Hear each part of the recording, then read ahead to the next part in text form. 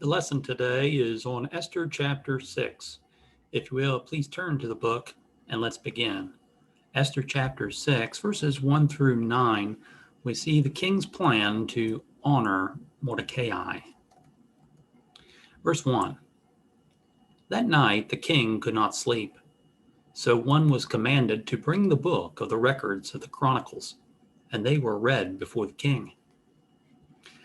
King Ahasuerus could not sleep that night. This was the night before the second banquet prepared by Queen Esther. The reason he could not sleep is not provided in the text. The book of the records of the Chronicles was read before the king. The term frequently means memorial or remembrance, and so these were memorial deeds, memorable deeds, and so deeds that would be memorable, important to the king. Verse 2. And it was found written that Mordecai had told of Bigthana and Teresh, two of the king's eunuchs, the doorkeepers who had sought to lay hands on King Ahasuerus. So one of the memorable deeds of the Chronicles was that of how Mordecai told of the two of the king's eunuchs who had sought to kill King Ahasuerus. And you can read about that back in Esther chapter 2, 21 to 23.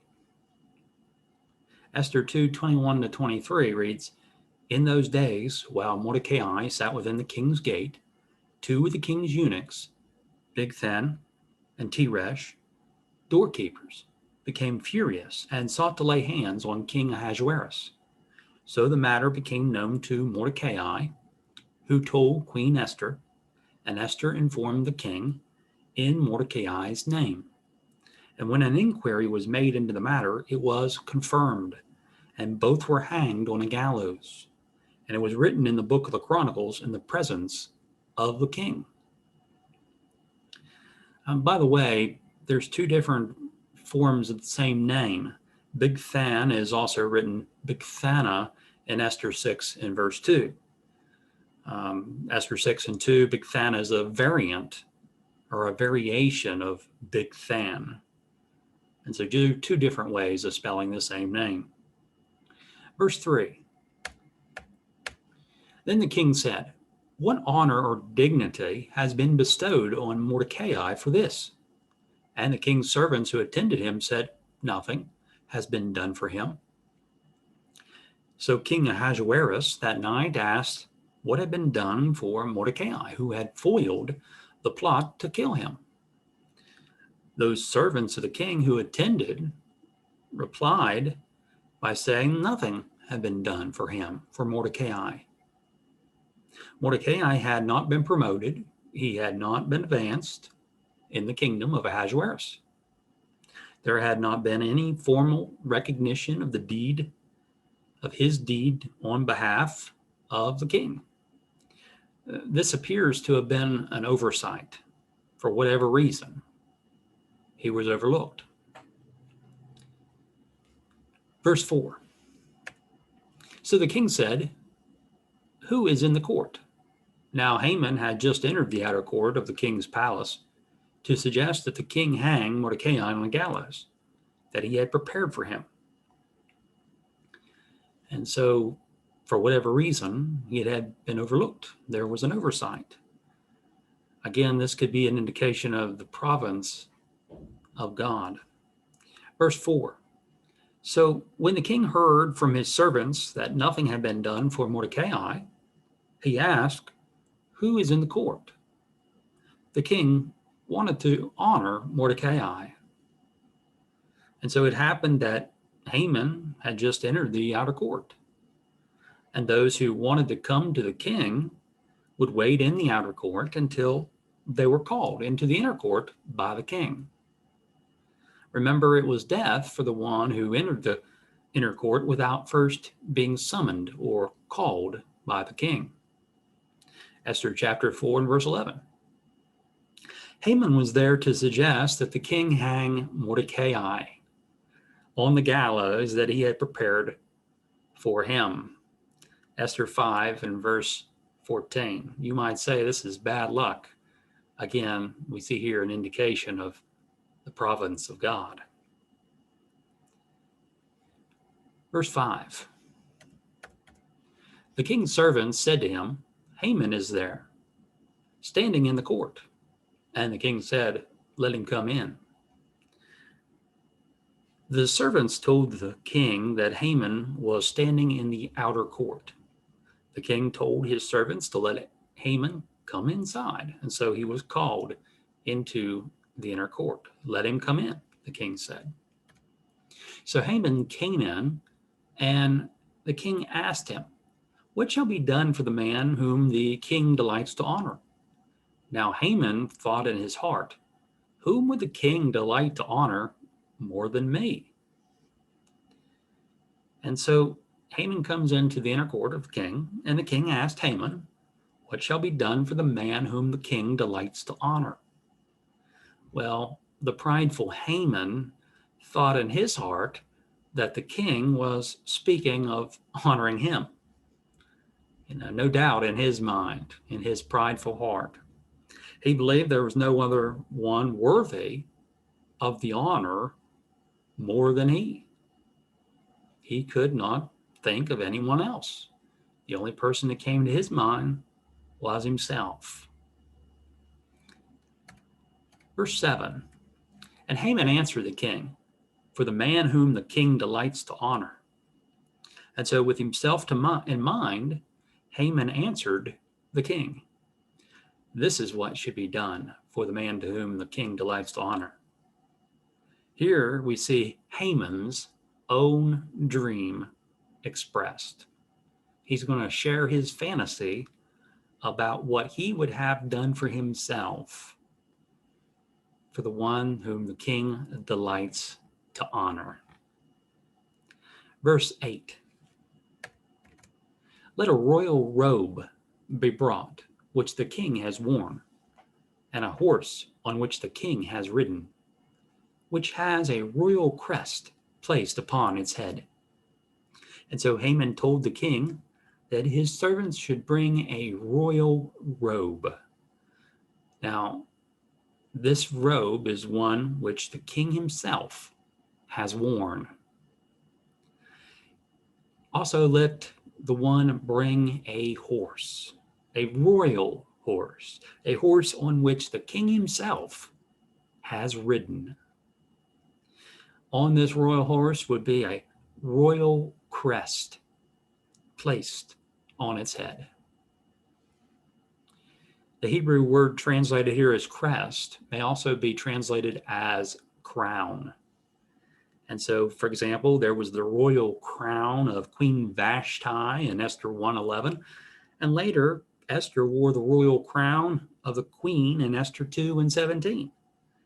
While it's possible that Haman suggested that an actual crown be placed upon the head of the horse, it may simply refer to the royal crest, as we see here in this passage, an emblem or design of a royal crown of royalty. And so this was this was a horse that the king himself had personally ridden. Verse 9. Then let this robe and horse be delivered to the hand of one of the king's most noble princes, that he may array the man whom the king delights to honor. Then parade him on horseback through the city square, and proclaim him before him, thus shall it be done to the man whom the king delights to honor.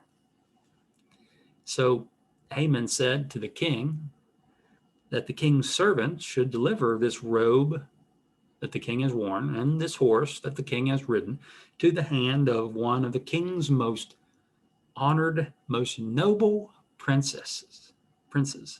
And so, of course, as Haman was one of the king's princes, we see in Esther 3:1, the prince could only be one of the noblest, with Haman, in his own estimation, being the most noble. So he suggests to the king that the king's servant bring a man who is one of his most noble princes. Of course, in his mind, he was the most noble. And so the prince would then put the robe on the honored man, cause him to ride on the horse through the city square, and all the people would see the parade, and they would praise the man whom the king delights to honor. Of course, all this time, Haman is thinking of himself. Who else could there be? He thought. Now, in verses 10 through 14, we see that with the turnabout of events, Haman must honor Mordecai. Verse 10. Then the king said to Haman, "Hurry, take the robe and the horse, as you have suggested, and do so for Mordecai the Jew, who sits within the king's gate. Leave nothing undone of all that you have spoken." So King Ahasuerus agreed with the recommendation of Haman. However, we see the man whom the king delighted to honor was not Haman. The king told Haman, "Do so for Mordecai the Jew, who sits within the king's gate." So after the king heard the book of the records of the Chronicles read that night, remember he couldn't sleep, and so he had it read to him, the account of what Mordecai did for the king, he wished to honor Mordecai. Nothing had been done for him, and so the king commanded Haman to leave nothing undone of all that he had spoken. How much did the king know at this time about Mordecai? It appears that up until then, the king did not know that Mordecai was a Jew. There's nothing to indicate that he did. He may have learned of the ancestry of Mordecai from the reading of the Book of the Records. It may also be that the king asked his servants more about Mordecai. Now, the text doesn't say, but it's certainly possible that when he heard about him, read from the Book of Chronicles, that he asked his servants for more information about this Mordecai, the Jew. We know that one of the king's eunuchs who attended to Esther knew what was told by Mordecai. We see this in Esther chapter 4, 8-9. The records also contained how Mordecai sat within the king's gate in Esther 2 and 21. While it's not mentioned, the king may also have learned that Esther was a Jew and may have learned the connection between Esther and Mordecai. It's not mentioned in the text. And so at this time, all we do know is that the king finds out that Mordecai is the Jew who sits within the king's gate. We see that here in verse 10. However much he learned besides that is not mentioned here in the text. Verse 11. So Haman took the robe and the horse and arrayed Mordecai and led him on horseback through the city square and proclaimed before him, "Thus shall it be done to the man to whom the king delights to honor." Haman had suggested that the man who would be honored by the king would be clothed in the robe and paraded about on horseback, led by one of the king's most noble princes. Esther chapter 6, verse 9. And the king, much to the chagrin of Haman, selected Haman to lead Mordecai on the horse that carried him. As commanded by the king, of course, he would be deeply embarrassed and offended, but he was compelled to do so by the king. It was his own suggestion. One could only imagine. And so Haman proclaimed before Mordecai that it be done to the man to whom the king delights to honor. What would be done to the man whom the king did not delight to honor? That's a question that you might think about. And we see that it comes up later. It might have been and must have been terribly painful for Haman. Just imagine. He had to do this great honor for the man who had so disrespected him and for the man who the people he schemed to destroy. And so here's Mordecai the Jew, and he's scheming to destroy the people of Mordecai, the Jewish people, from the land. And now here's the man that did not respect him as he wanted him to do. And now he was compelled by the king, by some suggestion to the king, unwittingly, that he do it. And he did.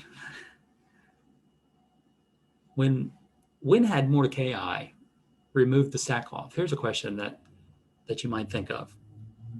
Well, it may have been that he removed the sackcloth after he finished the fast of Esther in Esther 4:17 and Esther 5 and verse 1. Remember when Esther called for Mordecai and the others to fast for the 3 days? If he continued to wear the sackcloth, it appears that he then removed it when he wore the robe. It doesn't say, but if he's going to wear the robe of the king, he would most likely need to remove the sackcloth first. We see in Esther chapter 6 and 11. Now, as Mordecai went back to the king's gate in Esther 6 and 12, we see that he must have no longer been wearing the sackcloth as the order of the law, Esther 4 and 2. Remember, no one with sackcloth could enter the king's gate. So just something to think about. Verse 12. Afterwards, Mordecai went back to the king's gate, but Haman hurried to his house, mourning, with his head covered. So after Haman had finished leading Mordecai through the city square of Shushan, Mordecai returned to the king's gate.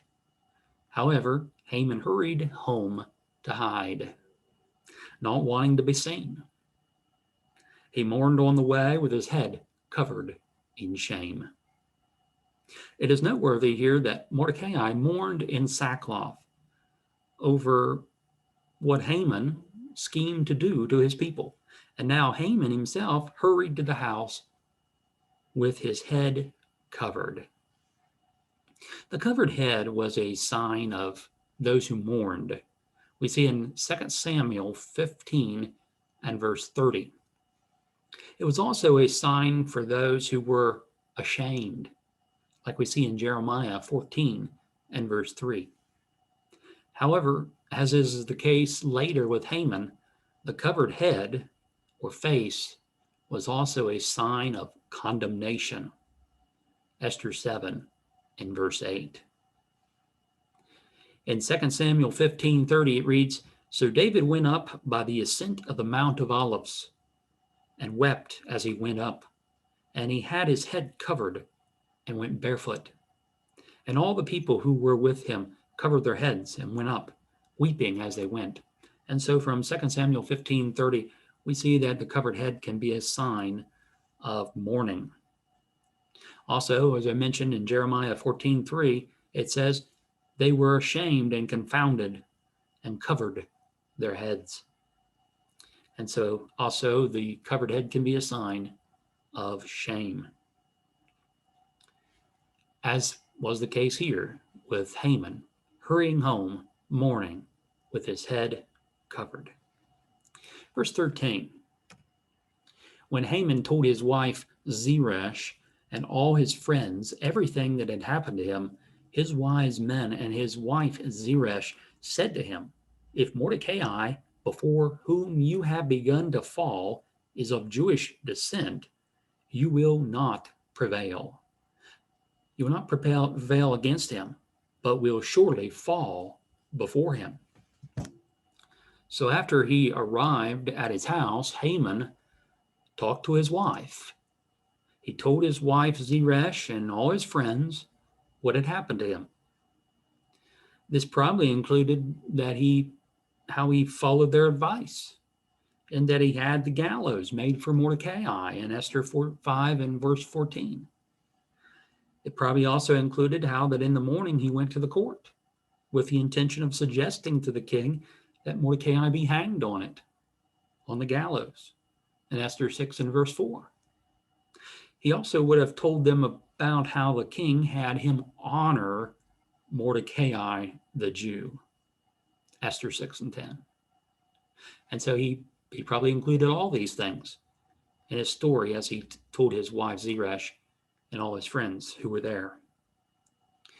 The author of the Book of Esther uses the terms friends and wise men interchangeably. It may be that his friends were his counselors. They also may have been on retainer at the house of Haman. We do see earlier how he called for his friends and asked for counseling or advice in Esther 5:10 and also verse 14. It was also the practice of King Ahasuerus to consult wise men.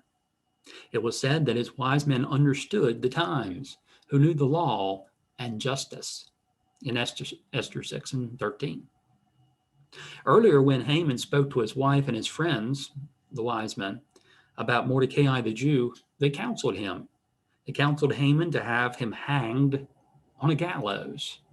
In comparison to Haman, a most noble prince of the king, they apparently thought of Mordecai, who sat in the king's gate, as being insignificant. Well, they were mistaken. Esther 5:10 to 14.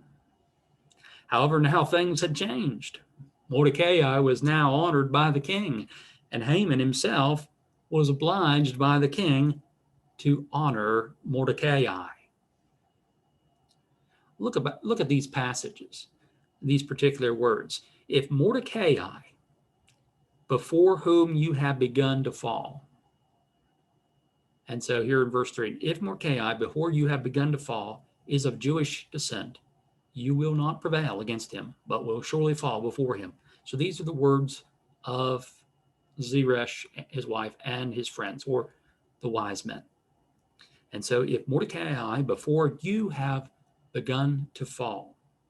And so the proud Haman had begun to fall before Mordecai. One day Haman was exalted, and the next day he is being abased, lowered in esteem. And so if Mordecai, before you have begun to fall, is of Jewish descent, his wise men said, you will not prevail against him, but will surely fall before him.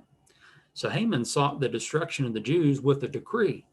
Haman had also sought the death of Mordecai, a Jew, on a gallows, as was suggested by the wise men. Given how things had changed with all that was happening against Haman and for the Jews, the wise men concluded that Haman would not prevail against Mordecai. Haman would fall before him. Verse 14. While they were still talking with him, the king's eunuchs came and hastened to bring Haman to the banquet which Esther had prepared. So this brings us to our final verse of the study. Verse 14, we see here that as the wife of Haman and his wise men were still talking with him, that the king's eunuchs came and hurried to bring Haman to the second banquet prepared by Esther. It reminds us of the first time he was invited and he came. They came to hasten him to come to the banquet, which Esther had prepared before. Earlier, Haman boasted how Queen Esther had invited only him to come in with the king to the banquet that day. Remember in Esther chapter 5 and verse 12. Did Haman still feel positive about what Esther would do or request at the second banquet? Rhetorical question. You think about this. You think about the advice, the counseling that he just received from his wife Zeresh and from his friends, from the wise men. They had counseled him before, and now they're counseling him again and basically telling him things didn't look good for him. And so the eunuchs came from the king and hastened Haman to come to the banquet that Esther had prepared. And so he went. Again, you have to wonder, what was he thinking? Perhaps in his own prideful heart, he's still thinking that he would still be honored. Maybe he disregarded what the advice or the wisdom, the counseling that came from his wife and from his wise men, from his friends. The text of the chapter simply doesn't tell us, but it's interesting to think about what he might have thought at that time. Now, Lord willing, next time we'll continue with our study of the Book of Esther with Esther chapter 7. We hope this study has been helpful to you today, and we encourage you to continue to study on your own, just as we study today this book, the Book of Esther. We thank you again for being here, and until next time, we pray that you'll be blessed as you follow the Lord.